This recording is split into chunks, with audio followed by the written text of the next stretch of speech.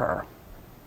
As that arraignment was going on just miles away, authorities talked about the brutal crime, describing how Van Alstyne carried out the killing and then tried to cover it up. Anna Myler listened to that news conference, and she joins us now as our team coverage continues. Anna.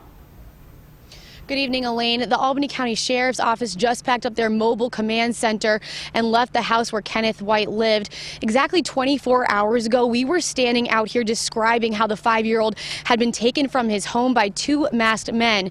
Now we know the entire time his body was in a culvert not far from where we were standing, buried in snow. Sheriff Apple says 5-year-old Kenneth White was strangled and suffered blunt force trauma to his head. His body was then thrown over a nearby guardrail and intentionally buried in snow.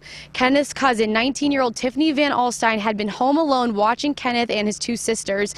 She called 911 shortly after 1 in the afternoon, claiming she had been pinned down by masked intruders while Kenneth was abducted. Through several interviews, investigators realized the dots weren't lining up, and now Tiffany Van Alstyne has been charged with Kenneth's murder.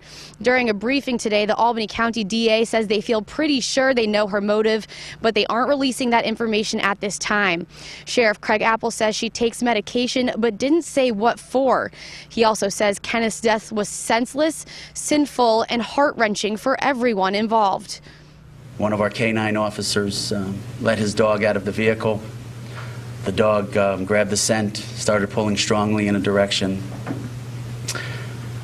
He put the dog back in the vehicle, went over and checked the area, and the body of Kenneth White was located. And I think that everyone who had received this alert in the afternoon had committed and prayed to find this child alive. Unfortunately, that was not the case. We try to get through this. It's heart-wrenching. It's absolutely heart-wrenching. I got 3 boys. I'm going to go home and hug them. I'm sure everybody that was involved in this is going to do the same.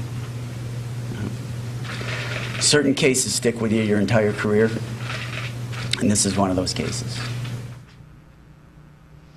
Tiffany's mother, Brenda Van Alstyne, was the legal guardian of Kenneth and his 2 siblings.